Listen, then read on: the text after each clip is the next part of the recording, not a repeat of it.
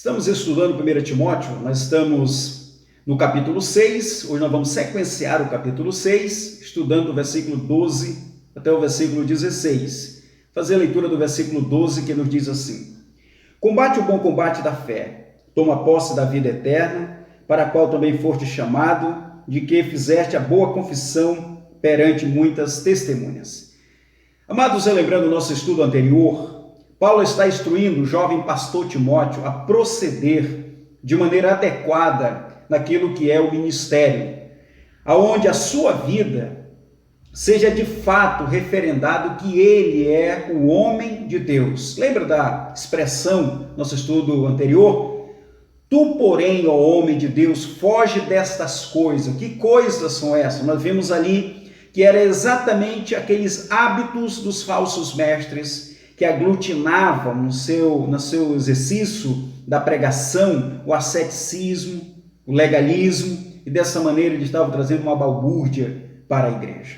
E agora Paulo diz: Timóteo, você não vai agir dessa maneira. Você é um homem de Deus. Expressão essa muito pitoresca do Velho Testamento para aquelas pessoas que Deus convocou, chamou para o exercício específico da pregação, de uma ordem que deve ser cumprida a mando do nosso Deus. Timóteo, você foi comissionado a um ministério. E agora Paulo, ele sequencia essas informações, e aqui no versículo 12 ele diz: combate o bom combate da fé. A palavra no grego, a expressão no grego, agô, kalos, agnos, pistes, é interessante nós observarmos, porque combate, o bom combate da fé, Paulo aqui está se referindo com a sintaxe combate a um soldado romano. O soldado romano, ele não só sabia manusear a espada na luta, como ele tinha um conhecimento intelectual, ele fazia a leitura da luta dentro, na hora do combate. Então eles eram um soldado muito eficiente, porque eles conheciam os seus inimigos, eles conheciam a estratégia da guerra. Logo, então, eles eram eficientes na sua luta. Paulo está dizendo: Timóteo, seja um bom soldado. Combate o bom combate da fé, Timóteo.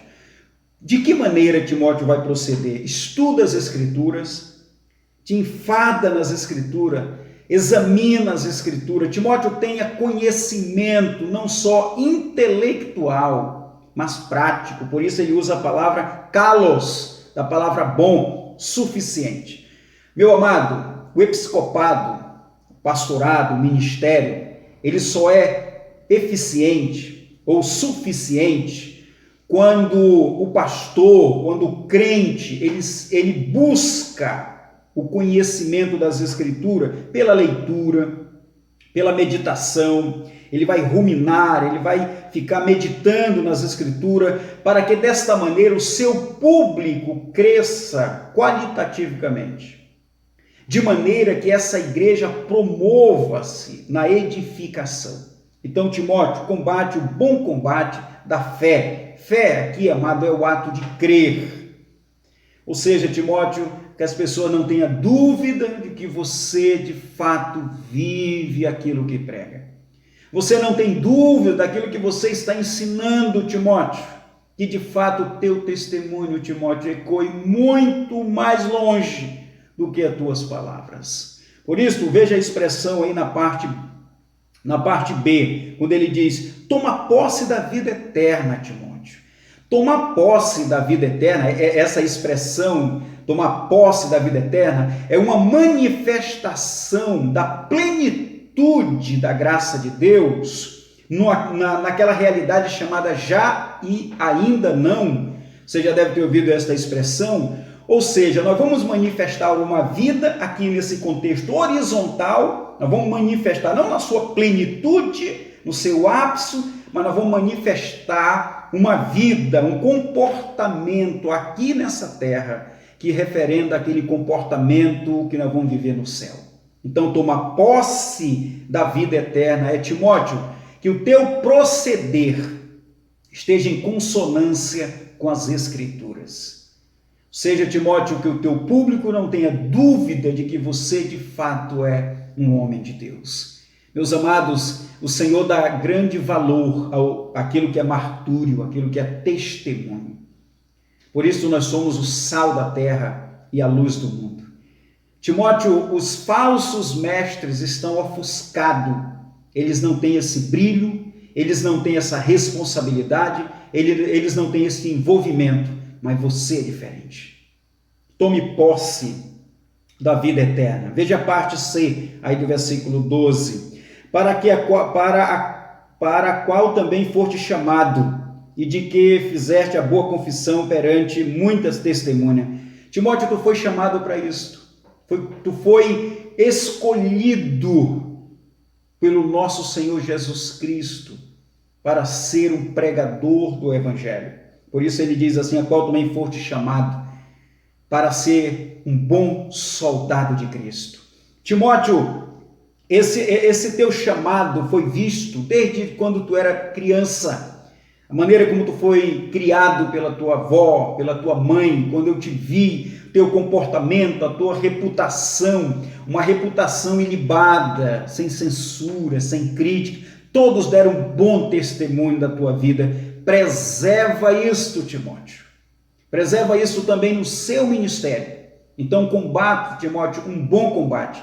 Tenha cuidado com a sua vida, tenha cuidado com as escrituras, tenha cuidado com o seu comportamento. Meu irmão, meu querido, é isso que o Senhor requer de todos nós. Agora no versículo 13, Paulo diz para Timóteo não esquecer de uma coisa. Exorto-te perante Deus que preserva a vida de todas as coisas e perante Cristo Jesus que diante de Pôncio Pilato fez a boa confissão. Ele cita aqui Deus e Jesus Cristo. Ele diz, Timóteo, lembre disto. Acima do teu ministério, acima de você tem Deus que preserva todas as coisas e tem Jesus Cristo que fez uma boa confissão perante Pilatos. Quando ele está dizendo aí no versículo 13, lembra que eles vão cobrar de ti, Timóteo. Eles vão requerer a submissão do teu ministério. Eles vão querer uma lealdade de ti.